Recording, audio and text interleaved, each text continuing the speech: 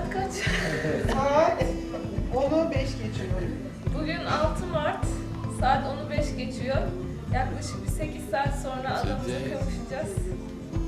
Heyecanlıyız, bekliyoruz. Öyle. Babaya bak, babaya. Ben adanın babası Cemil. Ben de çok heyecanlıyım. Sabırsızlıkla bekliyorum. Adayı çok seviyorum.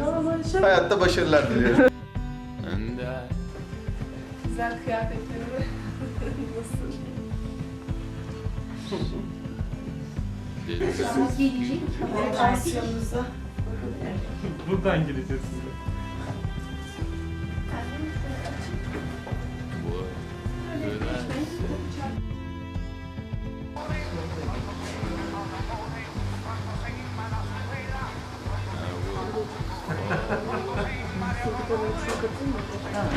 Yürekleri iyi de.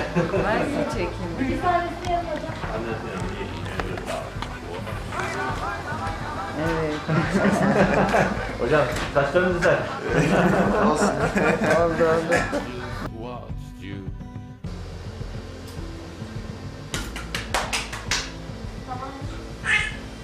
Bak babaşı bak. Oo, Tosun'um. Çok güzel bir kız. Çok tatlısın. Çok güzel bir bebek. Hayırlı olsun. Tamam hadi sonra ararsın. Merhabalar. Nasılsınız? Ay merhaba. Deminden beri Doğum'u izliyorum. Diyorum. Hemen aklıma geldi. Çok üzgün ama. Kaşlar çatık. Ciğerleri yanıyor şimdi onun. Çok üzgün.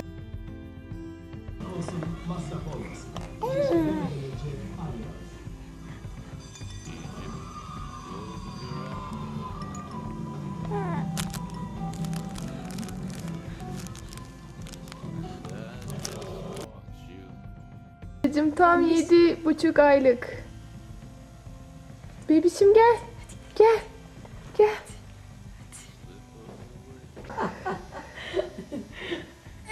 Ada. Hadi. Aa.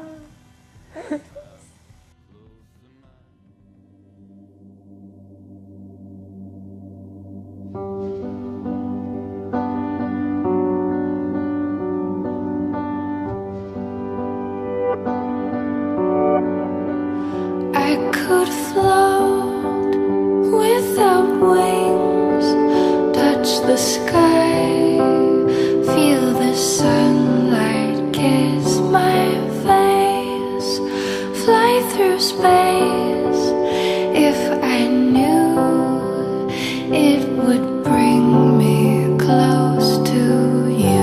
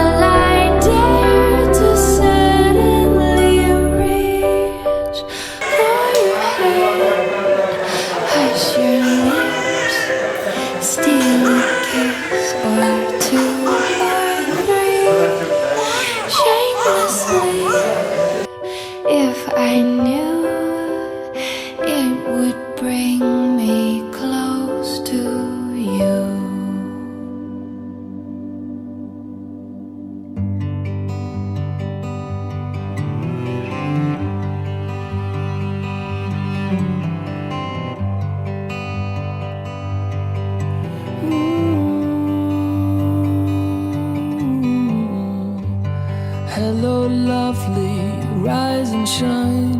Illuminate this heart of mine. You took a breath and it was done.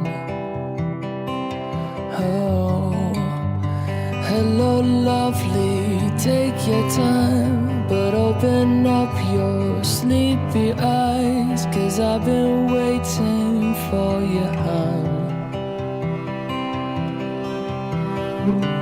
And I've been longing for the dawn, just barely holding on. And all that I can say is you are worth it. And I've been waiting all my days to be truly blown away. And all that I can say is you are worth the wait. Oh.